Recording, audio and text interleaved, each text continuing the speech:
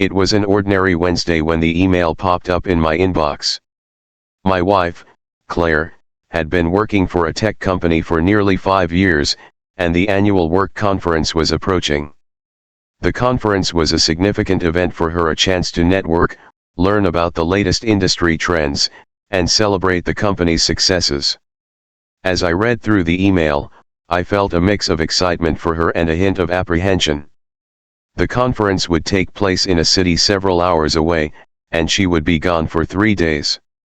We had discussed her attendance before, and while I understood the importance of her career, a knot tightened in my stomach.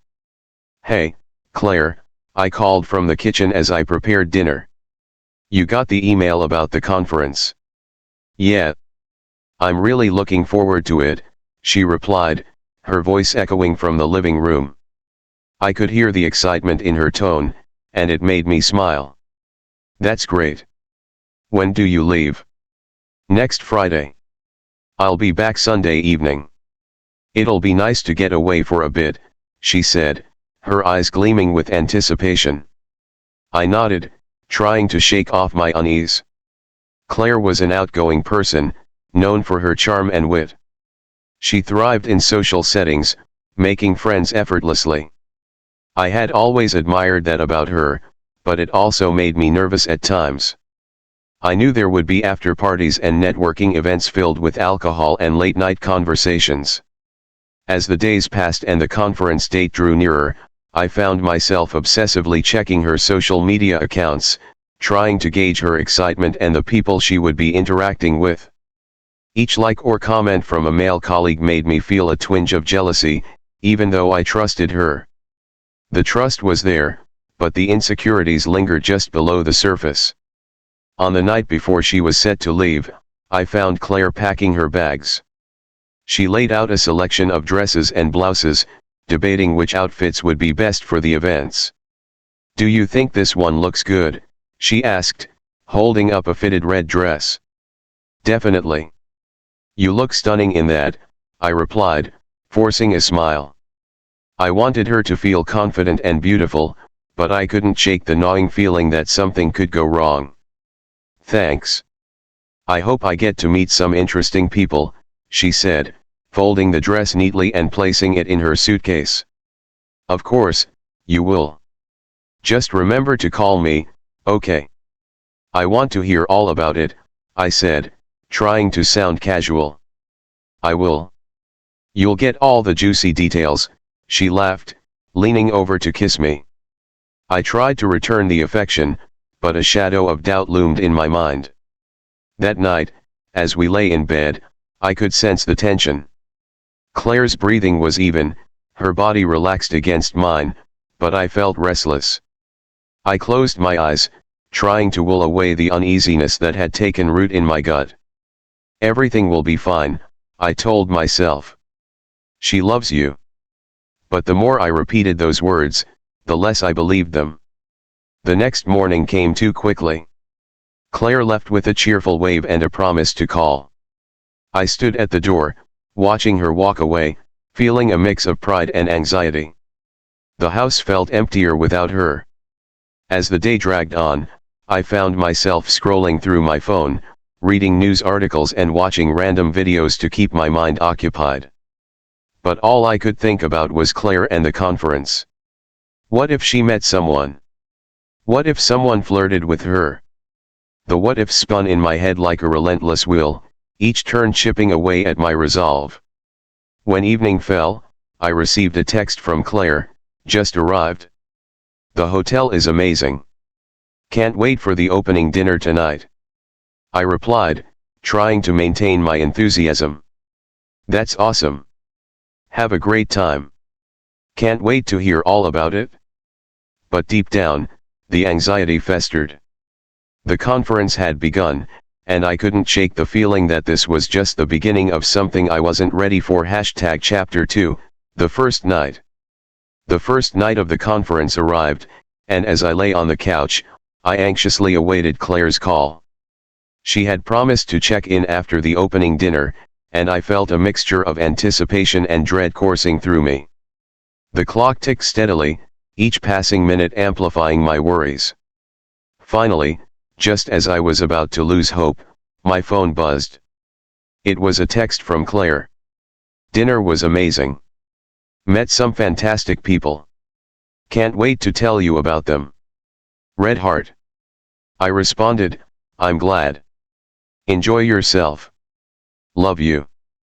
But as I put my phone down, the knot in my stomach tightened again. The dinner would be followed by after parties, and I imagined her laughing and chatting with co-workers, perhaps even sharing a drink or two. After what felt like an eternity, my phone rang.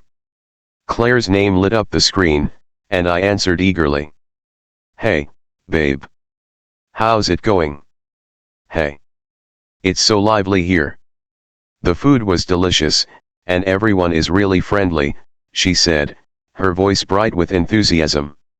Sounds fun. What are you all doing now?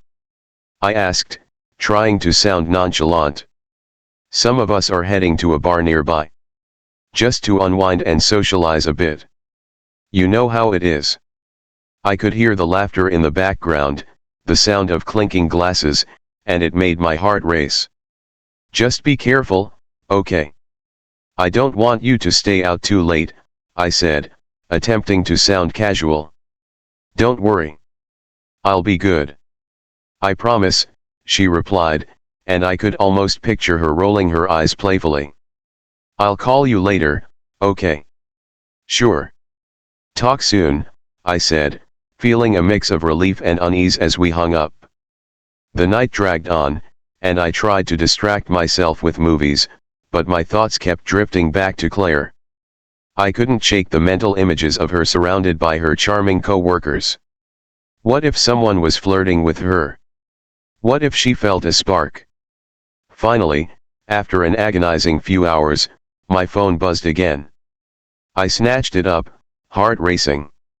Hey, just wanted to let you know we made it to the bar. It's really crowded and lively. Wish you were here. Wish I was there too, I replied, forcing a smile through the phone. Just don't have too much fun without me. I won't. But I might take a few pictures for you, she teased. I'd like that. I could feel my heart racing, half from excitement and half from anxiety. Just, stay safe, all right. Always, she replied, her voice laced with affection. Hours passed, and I kept my phone close, waiting for another message or call. I imagined her in that vibrant atmosphere, laughing and enjoying herself, but a small voice in the back of my head nagged me about the possibilities of what could happen. Around midnight, my phone lit up again. It was a picture message. I opened it eagerly. Claire was grinning widely, holding a drink, surrounded by several colleagues, all beaming at the camera. Having a blast. Wish you could see this. I studied the photo, noticing the men in the group. A twinge of jealousy crept in as I recognized a few of her co-workers, all handsome and charismatic. Looks fun. Just don't forget about me, I texted back, trying to hide my insecurity. Never. You're always in my heart, she replied. The sweetness of her words briefly soothed my worries, but it was fleeting. I lay in bed, staring at the ceiling, replaying the events of the evening in my mind. Then, as if my thoughts conjured it, the next text came through. Oh, hey, we met up with some people from a different company. They're really nice. My heart sank. I felt a knot forming again as I replied, that's cool. What are they like? Really friendly. One guy is super funny, keeps cracking jokes. I'll tell you all about it when I get back. The mention of another guy made my heart race, but I tried to brush it off. Sounds like you're having a great time. Just be careful. I will. Love you. I'll call you in the morning, she said, and my heart settled a bit. The night dragged on. I was too restless to sleep, worrying about what could happen in the hours that remained. Eventually, I drifted into a fitful sleep, dreams filled with images of Claire laughing and dancing with her colleagues, the thought gnawing at me until morning light filtered through the curtains. When I awoke, my phone was silent. I immediately grabbed it, hoping for a message from Claire, but there was nothing. My heart raced again, and I sat up, anxiety washing over me. What if something had happened? What if she didn't want to talk to me? I jumped out of bed and grabbed a quick breakfast, but I could hardly focus on anything but my phone. Finally, after what felt like an eternity, I heard the familiar sound of a notification. Good morning. Just finished breakfast. Had a wild night, but I'm alive. Grinning face with sweat. Relief washed over me, and I quickly typed back, glad to hear. What happened? The response was immediate, I'll tell you everything later. Just headed to a session. Talk later. I took a deep breath, grateful she was okay but still filled with uncertainty about what the day would bring. I could only wait and hope for the best, but the shadows of my worries lingered in the back of my mind, setting the stage for what lay ahead. Chapter 3, The Second Night. The day dragged on, filled with mundane tasks that felt painfully slow without Claire by my side. I checked my phone repeatedly, hoping for updates from the conference, but there was only radio silence. My mind raced, cycling through worst-case scenarios. Was she too busy having fun to text? Did she meet someone who caught her attention? Finally, as the sun dipped below the horizon, my phone buzzed again.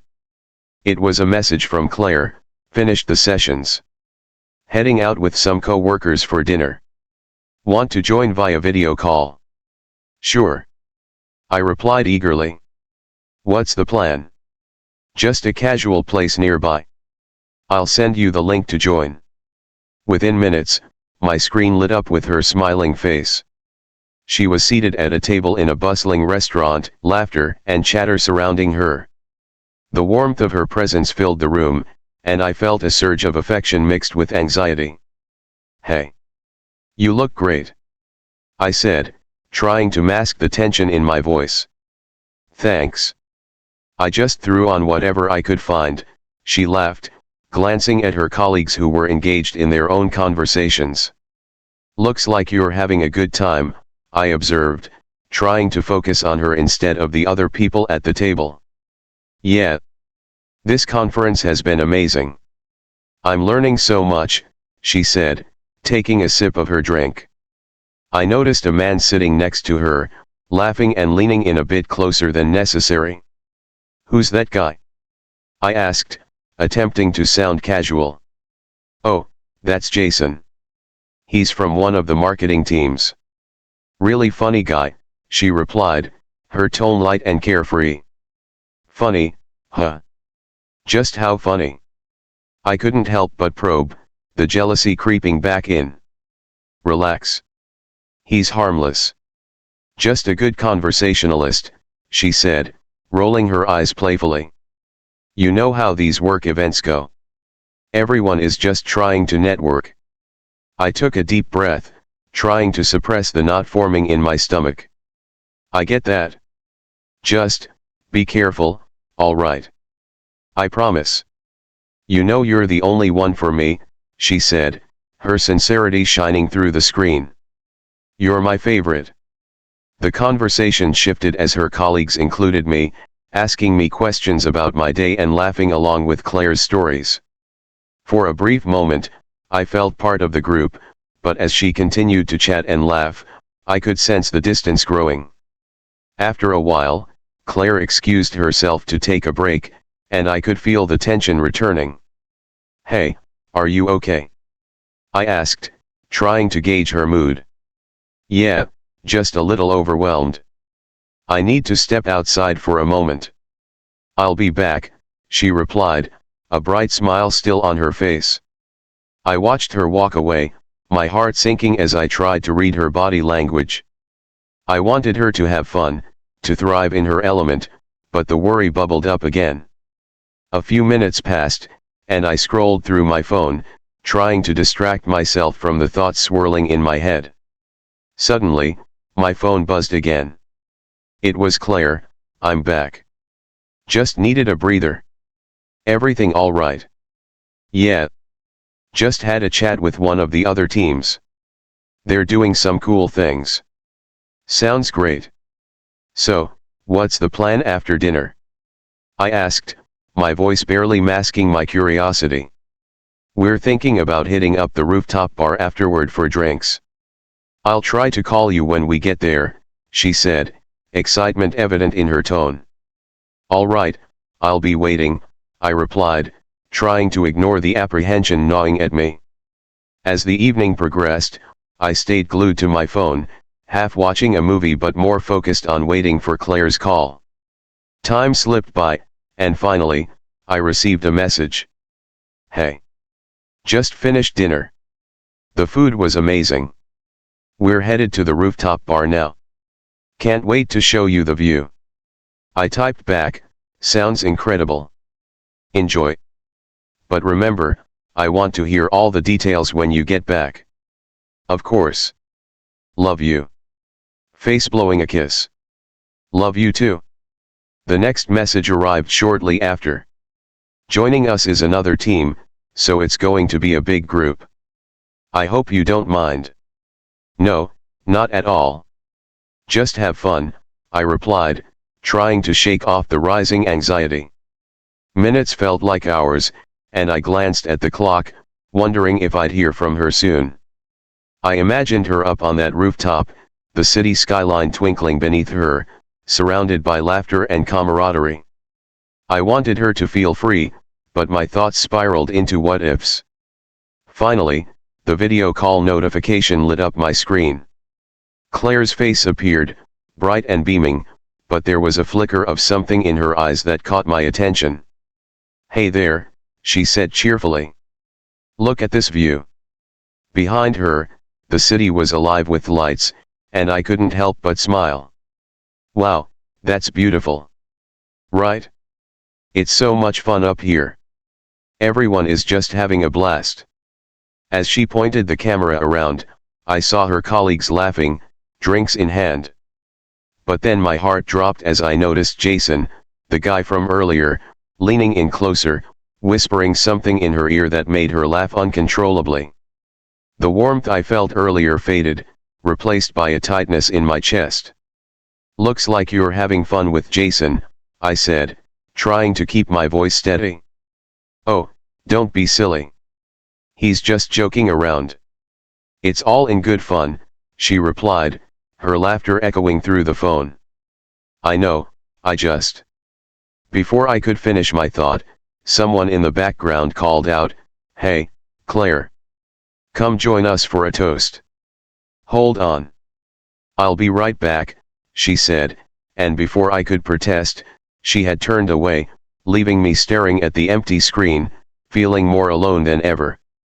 I took a deep breath, reminding myself of the trust one had in her. But as I watched her mingle with the group, laughing and enjoying herself, a sense of foreboding filled my chest. This was just the second night, and I was already losing my grip on the situation. Finally, Claire returned, her eyes shining with excitement. Sorry about that. They wanted to celebrate some big project success. Sounds like a good time. Just don't forget to save some of that fun for when you get back. I won't. I promise, she said, raising her drink toward the camera. To us. To us, I echoed, though the cheers from her colleagues in the background echoed in my ears, and I couldn't shake the feeling that this was just the calm before the storm. As we wrapped up the call, I felt a chill wash over me, a premonition of something that might come. I lay in bed that night, staring at the ceiling, the shadows of doubt creeping in once more. What was Claire doing when she wasn't talking to me? How much longer could I ignore the growing unease in my heart? But sleep overtook my worries, pulling me into a restless slumber filled with dreams of laughter, parties, and the haunting whispers of what might happen when trust began to waver. Chapter 4, The morning after. I woke up the next morning to the sound of my phone buzzing incessantly beside me. Groggy and disoriented, I fumbled to grab it, squinting at the bright screen. The notifications were from Claire. Morning. Last day of the conference. Can't believe it's almost over. Sun with face. I quickly replied, good morning. How did last night go? Did you get home okay? Yeah. We had a great time. Ended up at the rooftop bar for a few hours. Lots of fun. My heart raced as I imagined her laughing and mingling with her colleagues, especially Jason. I texted back, I'm glad. Did you take any pictures? Of course. I'll send you some later. Can't wait to show you everything. After a few moments, I added, I'm really looking forward to hearing about your time there. It sounds like a blast. Me too.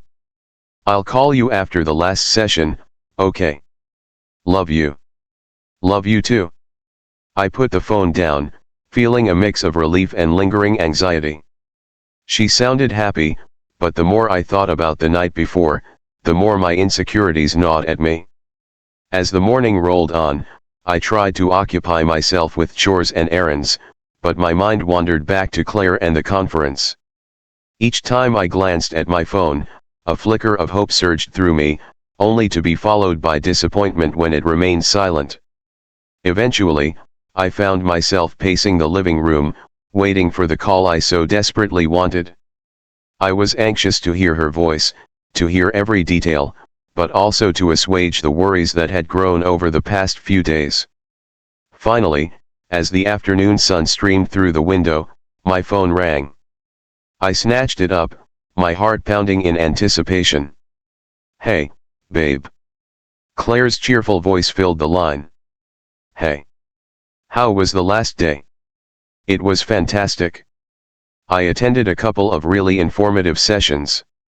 I learned so much. She sounded genuinely excited, and it warmed my heart. Glad to hear. What did you learn? She launched into a detailed explanation about new marketing strategies and innovative technology. I listened intently, proud of her enthusiasm, but my mind kept drifting back to the night before. Did you see Jason again? I asked, trying to sound casual. Yeah, he was around. We had a few laughs, but it was all harmless, she replied, her tone light. Just harmless fun, huh? I couldn't help but probe further. Absolutely. We were all just joking around. You know how it is at these things. Right, right. Just wanted to make sure. Claire laughed softly. You're such a worrywart. I promise, you have nothing to worry about. I only have eyes for you. The sincerity in her voice soothed my worries, if only a little. I know, it's hard not to think about it. I understand, but you really don't need to. I love you, and that's what matters. I love you too. After our chat, Claire shared some pictures from the conference. There were vibrant shots of the city skyline, group selfies with her colleagues, and, of course, one of her standing with Jason, both laughing with wide smiles. I couldn't help but feel a tightness in my chest as I stared at the photo. Looks like you all had a good time. I texted, trying to keep my tone light. Yeah, it was awesome. I can't wait to tell you all the stories when I get back. Just a little more packing and then I'll be on my way home. Safe travels. I replied, my heart feeling heavy again. As the hours passed, I couldn't shake the growing sense of unease. The more I thought about her time at the conference, the more questions arose in my mind. I needed to know what really happened. When the clock struck 6, I received a final message from Claire, on my way to the airport now. Can't wait to see you. Red heart. Me too. Can't wait for you to get home. I felt a surge of excitement and anticipation. Maybe everything would return to normal once she was back. As I cleaned the house, I imagined her walking through the door, and I felt a wave of relief wash over me. Hours passed, and the sun dipped below the horizon. I prepared a small welcome home dinner, hoping to make the evening special. The familiar smell of her favorite pasta filled the air, and I felt a smile creeping onto my face. Finally, the door opened, and Claire walked in, her suitcase rolling behind her. The moment she stepped inside, I rushed to her, enveloping her in a tight embrace. "I missed you so much," I said, burying my face in her hair, inhaling the familiar scent. "I missed you too," she exclaimed, pulling back to look into my eyes. "How was the flight?" "Uneventful, thank goodness." "Just a little tired," she said, rubbing her eyes. "I made your favorite." I gestured toward the table, hoping the effort would brighten her spirits after the long trip. "This looks amazing. You're the best." As we sat down to eat, I tried to focus on the moment.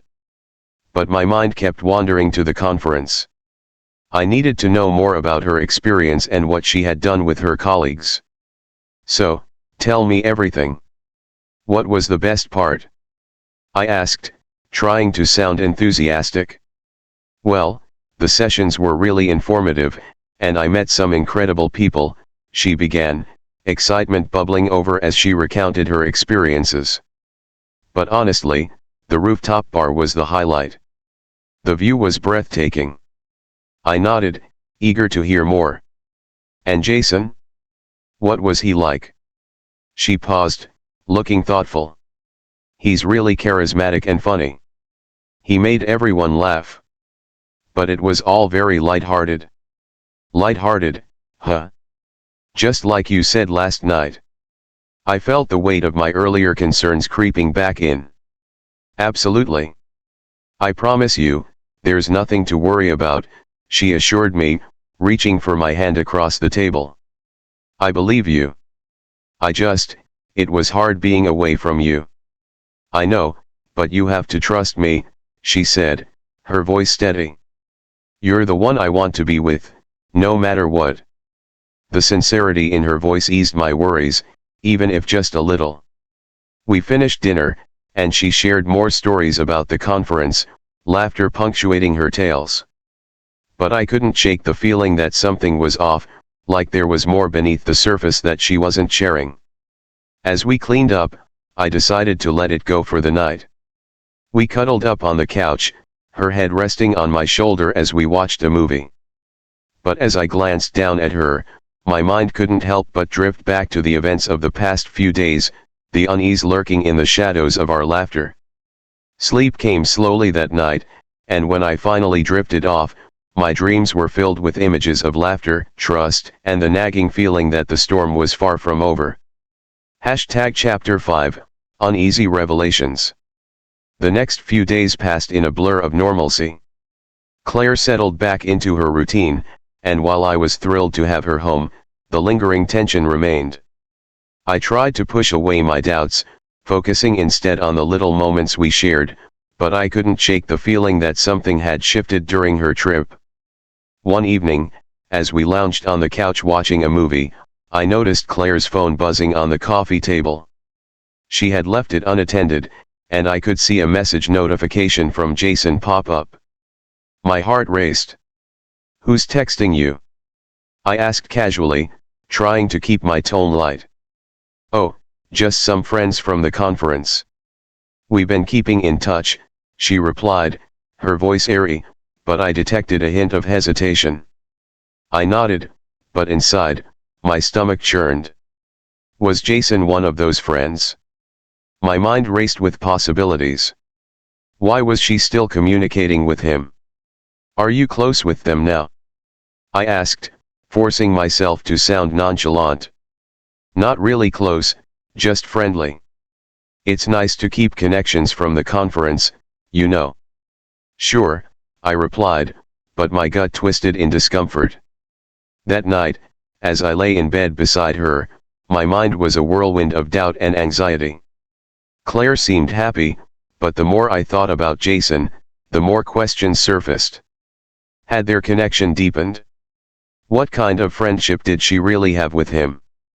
Finally, I decided to address the elephant in the room. "Claire." She replied, her eyes still closed, a hint of sleepiness in her voice. I just want to make sure everything is okay between us. I know you were close with your co-workers at the conference. Of course. Everything is great. Why wouldn't it be? She asked, turning to face me, her brow furrowed in concern. I don't know. I just can't help but feel a little uneasy about Jason. Jason. She sat up slightly, a hint of surprise in her tone. He's just a colleague. You're the one I'm in love with. I know. It's just, my voice trailed off. I didn't want to sound controlling or insecure, but I needed her to understand where I was coming from. I guess I just worry that you two might have hit it off during the trip. Hit it off, she echoed, incredulous. We were just having fun. It was a work event. You really don't have to worry about him.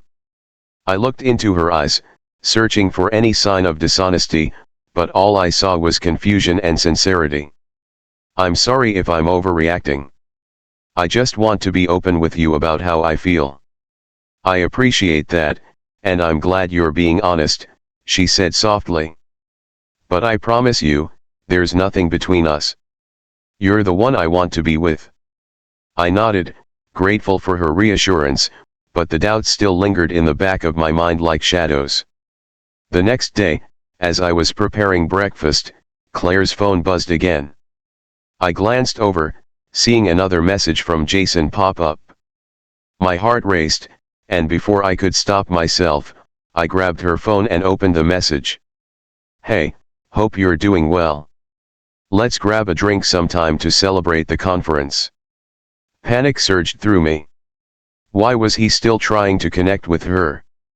I quickly put the phone back down, my heart racing as Claire walked into the kitchen. Hey. What are you doing? Nothing. Just checking the time, I stammered, my cheeks flushing. Right, she replied, giving me a look that made me feel guilty. You're not still worried about Jason, are you? No. Not at all. I lied, trying to mask the unease bubbling beneath the surface. Good. Because you really don't need to be. I promise, we're just colleagues. I'm not interested in anyone else. I wanted to believe her, but the tension was suffocating. Okay, I'm sorry. I'll trust you, I said, forcing a smile. As the days passed, I tried to push the doubts aside. But Claire's phone continued to buzz with messages from Jason, and each time, it felt like a dagger to my heart. I hated feeling this way. I loved Claire, but my insecurities were clawing at me. One evening, I finally reached my breaking point. We were sitting on the couch, scrolling through TV options, when Claire's phone buzzed again. This time, I couldn't hold back. Claire, can we talk? Sure, what's up? She asked, turning to me, her brow furrowing with concern. I can't keep pretending everything is okay. I don't want to be the jealous boyfriend, but I can't help feeling like you and Jason have a connection. Are you serious right now? She exclaimed, her voice rising. We've been over this. He's just a friend. But why does it feel like it's more? You still talk to him, and I feel like I'm the one being pushed aside. That's not fair. I'm not pushing you aside. You're the one I care about. Then why is it so hard for you to stop communicating with him? It just feels like you're keeping something from me, I said, my voice wavering. Because I like to have friends. It's a work connection. I can't just cut ties with people because you're uncomfortable. Frustration welled up in my chest. It's not about that. I just want to know that you're being honest with me. Claire sighed, pinching the bridge of her nose. You know what? I can't keep doing this. If you don't trust me, then I don't know how to reassure you. The tension hung heavy in the air as I stared at her, my heart racing. I do trust you, Claire. But this situation is making it hard. Maybe you need to trust yourself a little more, she snapped back, standing up and pacing the room. I don't want to feel guilty for having friends. I felt a surge of regret for bringing it up. I'm sorry. I'm scared of losing you. Her expression softened for a moment, but the tension remained. You're not losing me. But you have to let this go. I need you to trust me completely. I nodded slowly, the weight of her words settling over me. Okay, I'll try. I really will. We sat in silence for a moment, both of us lost in our thoughts. Eventually, Claire reached out and took my hand, squeezing it gently. I love you. Just remember that. I love you too, I said, my voice barely above a whisper. As the evening wore on, I tried to shake off the doubts, but the uncertainty lingered in the back of my mind like a storm cloud waiting to break. That night, I lay in bed staring at the ceiling, trying to focus on her breathing beside me. I wanted to believe her words, but a gnawing fear remained, whispering that I was losing her to someone else. Sleep came fitfully, the shadows of doubt closing in, a sense that the storm was just beginning to brew beneath the surface. Chapter 6, A Shifting Tide. The following week felt like a constant battle between reassurance and doubt. Claire and I fell back into our routine, but I couldn't shake the feeling that something was amiss. She was still communicating with Jason, and while she insisted it was harmless, my mind replayed their interactions like a broken record. One afternoon, I was scrolling through social media when I came across a post from one of Claire's friends. It was a picture of the conference attendees, and there, in the corner, was a photo of Claire and Jason, arms draped around each other, their faces lit up in laughter. My heart sank. It felt like a punch to the gut.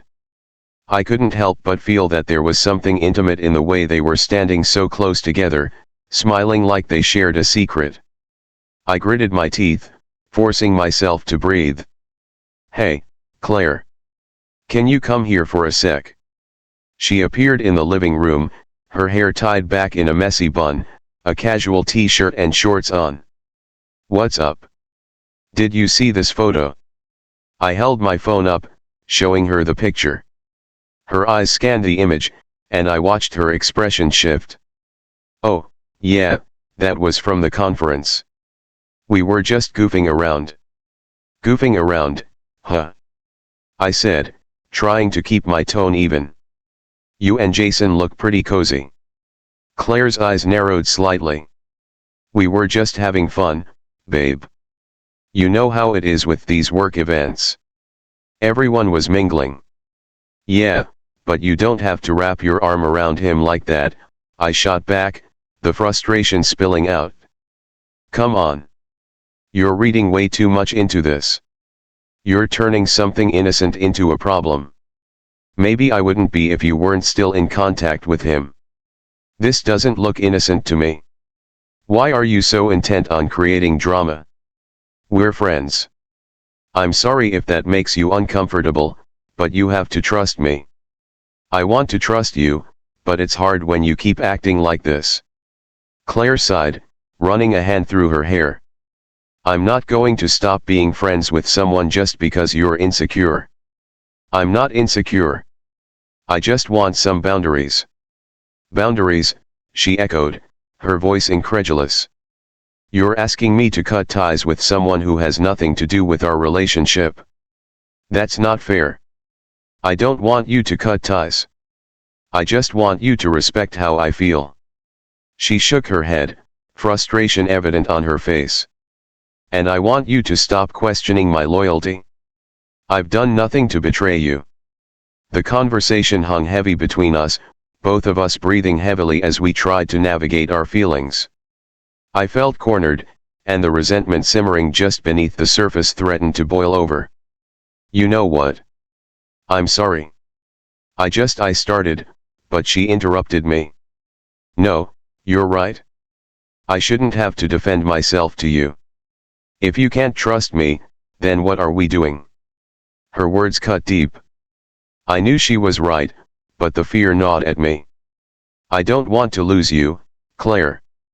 "You're not going to lose me, but you need to figure out why you're feeling this way," she replied, her voice softening slightly. I nodded, swallowing hard. "I'll try." After she walked away, I felt a mixture of guilt and frustration. I didn't want to be that guy jealous and insecure, but my fears were consuming me. Over the next few days, I tried to put my insecurities aside. I focused on the things I loved about Claire, reminding myself of the good times we'd shared. But then, out of the blue, I received an unexpected message from Jason. "Hey man, hope you're doing well. Just wanted to reach out and say hi." My stomach twisted. Why was he texting me? I stared at the message, debating whether to respond. Finally, I replied, "Hey, I'm good. Just busy with work. How's everything going?" His response came almost instantly. "Busy, but good. Just wanted to check in since you and Claire seemed to hit it off at the conference." A knot tightened in my chest. Hit it off, what did he mean by that? I typed back cautiously, "Yeah, she had a great time. Just glad she made some connections." "Absolutely. Claire is awesome. Let me know if you ever want to grab a drink together, would love to catch up." The message hung there, and my heart raced. Why was he inviting me to drinks? Was this some sort of game? I couldn't shake the suspicion that he was trying to solidify his place in Claire's life. I replied, "Sure, maybe sometime." After sending the message, I felt the urge to talk to Claire about it, but the last conversation was still fresh in my mind. I didn't want to bring it up again and ignite another argument. Instead, I resolved to keep a close watch on the situation. Days turned into a week, and the tension between Claire and me continued to simmer beneath the surface. She would mention Jason occasionally, sharing tidbits about their work projects, but each time she did, I felt a sting of jealousy. One Saturday afternoon, while Claire was out running errands, I decided to do some cleaning around the house. As I tidied up, I stumbled upon a small notebook she kept on her desk. Curiosity gnawed at me, and I opened it. Inside were notes from her conference sessions, but as I flipped through the pages, I noticed something alarming: doodles, drawings, and notes referencing Jason more than I expected. "Funny guy, Jason always makes me laugh," and even a sketch of the skyline from the rooftop bar. My heart raced as I felt a mix of betrayal and anger. Why was she writing about him so much? I snapped the notebook shut, feeling like I had crossed a line I shouldn't have.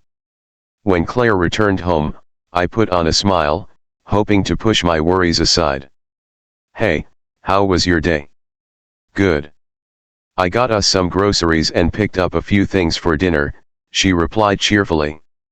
"Awesome. I was just cleaning up a bit." "Oh, that's sweet. Thanks," she said, walking into the kitchen. As I joined her, I felt the weight of the notebook's contents hanging over me. I wanted to bring it up but didn't know how without sounding paranoid or accusatory. After dinner, we curled up on the couch together, and I decided to broach the topic gently. "So, how's work going? Have you talked to Jason lately?" She raised an eyebrow. "Yes, we've been chatting a bit about our projects." "Why do you ask?" I don't know. I want to make sure you're happy." "I am happy, but you really need to let this go. Jason is a colleague, nothing more," she insisted, turning her gaze to the TV. The tension in the room felt palpable, and I struggled to contain my frustration. "It just feels like he's more than that to you. Why do you keep bringing him up? This is getting exhausting." "Because it worries me. I don't want to feel like I'm competing for your attention." Claire paused, her expression softening. "You're not competing. I care about you, not him. I wish you could see that." "I know, but it feels like I'm losing you to someone who's so eager to step in," I admitted, my voice trembling. She reached out, taking my hand. You're not losing me. I love you, and I'm here with you. Please trust that. As the evening wore on, I felt a mix of relief and lingering doubts. I wanted to believe her, but every time Jason's name came up, the unease returned like a tide rising in my chest. That night, as I lay in bed beside Claire, I couldn't help but feel that the battle wasn't over. The tide was shifting, and with each wave, the shore of our relationship felt a little less certain. The storm was still brewing, and I had a feeling it was only a matter of time before it broke. Chapter 7, Cracks in the Foundation. The next few weeks were a blur of mounting tension. Claire and I continued to navigate our routines, but the atmosphere was fraught with unspoken words and lingering doubts. Despite her reassurances, I could feel a rift forming between us, and I found myself growing increasingly consumed by my worries about Jason. I tried to focus on our shared interests, watching movies, cooking together, and even going for long walks. Yet, each time Jason's name came up, a knot of jealousy tightened in my stomach. I wanted to be the trusting partner she needed, but the nagging thoughts wouldn't let me go. One evening, after a particularly quiet dinner, I suggested we watch a movie to break the silence. Claire agreed, but as we settled on the couch, I noticed her phone lighting up again with a message from Jason. "Do you mind putting your phone away for a bit? I'd like to spend some time with you," I said, my voice a mix of apprehension and longing. "I can't just ignore my phone," she replied, glancing at the screen. "It could be work-related. Or it could be Jason," I muttered, immediately regretting my words as her expression hardened. "That's uncalled for," she snapped, her voice rising. "Can you just trust me for once?" "I'm trying. But it's hard when you're constantly in contact with him. Why do you insist on making this a bigger deal than it is?" "Because it feels like you're hiding something." Claire sat back, crossing her arms, her frustration evident. "You know what? This isn't fair. I can't keep proving my loyalty to you when you refuse to believe me. Maybe if you didn't keep talking to him, I wouldn't feel this way." Claire stood up abruptly, her face flushed with anger. "I'm not going to end a friendship just because you can't handle your insecurities. You need to work on this." The words stung, and I felt the familiar pit of fear settling in my chest. "I'm not trying to control you. I just want to feel secure in our relationship. Then maybe you need to figure out why you can't. I can't keep living under this cloud of suspicion." She stormed out of the room, leaving me alone with my racing thoughts. The argument echoed in my mind, and I felt a mix of anger and regret. I loved Claire, but my fear of losing her felt like a weight pressing down on my chest. The next day, I decided to confront my insecurities head on. I wanted to be the partner Claire deserved, so I reached out to a close friend, Jenna, for advice. Jenna had always been a voice of reason, and I hoped she could help me sort through my feelings. "Hey, Jenna. Do you have a minute to talk?" I asked when she picked up the phone. "Of course. What's going on?" "I'm struggling with some stuff with Claire. I don't know how to handle it." "What do you mean?" "It's about her friend Jason. I can't shake this feeling that there's something more between them." "Have you talked to Claire about it?" "Yeah, but it always turns into a fight. I want to trust her, but it's hard when she keeps communicating with him." "I get that. It's tough when you feel insecure in a relationship. But have you thought about why you feel that way?" "I don't know. I guess I'm just scared of losing her." "Have you talked to her about that fear?" "No, not really. I don't want to come off as needy. Sometimes, vulnerability can strengthen your relationship. Maybe instead of accusing her of hiding something, you should share your fears with her. It might help her understand where you're coming from." "Yeah, that makes sense," I admitted, feeling a flicker of hope. "But what if she gets defensive again?" Then you'll know you need to have a deeper conversation about trust. It's better than fighting all the time. Thanks, Jenna. I'll try to approach it differently. After our call, I felt a renewed sense of purpose. I needed to be open and honest with Claire about my feelings without placing blame. That evening, as we sat down for dinner, I took a deep breath, preparing myself to speak. Claire, can we talk about something important? Sure, what's on your mind? I've been thinking a lot about us and my insecurities. I realize that I've been unfair to you lately. She looked at me, her expression softening. What do you mean? I've let my fears about Jason cloud my judgment, and it's affecting how I treat you. I don't want to make you feel like you have to defend yourself or hide things from me. I appreciate you saying that, Claire replied, her eyes searching mine. But you need to understand that Jason is just a friend. I would never do anything to hurt you. I know that, and I believe you. I'm scared of losing you to someone else, I admitted, my voice shaking slightly. You're not losing me, I promise. I love you, and I want to be with you. But you need to trust me and trust yourself, too, she said softly, reaching across the table to take my hand. I'll try. I really will. I just need some time to work through this, I said, squeezing her hand tightly. Take all the time you need. Just remember, I'm here with you. We're a team, she replied, her voice filled with warmth. As we finished dinner, I felt a weight lift off my shoulders. Talking openly had helped ease some of my fears, and I hoped it would lead to a better understanding between us. The next day, I decided to take a proactive approach to strengthen our relationship. I suggested a weekend getaway to a nearby cabin, hoping it would give us a chance to reconnect and put the stress of the past weeks behind us. Hey, what do you think about a weekend trip? Just the two of us? I asked Claire as we were lounging in the living room. That sounds amazing. Where were you thinking? I found a cabin near the lake. We could hike, relax, and just enjoy each other's company, I suggested, watching her face light up with excitement. Let's do it. I could use some time away from work, she replied, a smile spreading across her face. As we planned our trip, I felt a renewed sense of hope. Maybe this getaway would help us rekindle the intimacy we had been missing, and I could finally let go of my insecurities. On Friday evening, we packed up the car with snacks, clothes, and our favorite music, and as we drove toward the cabin, I felt a sense of anticipation bubbling inside me. The cabin was nestled in a quiet forest, surrounded by tall trees and a serene lake.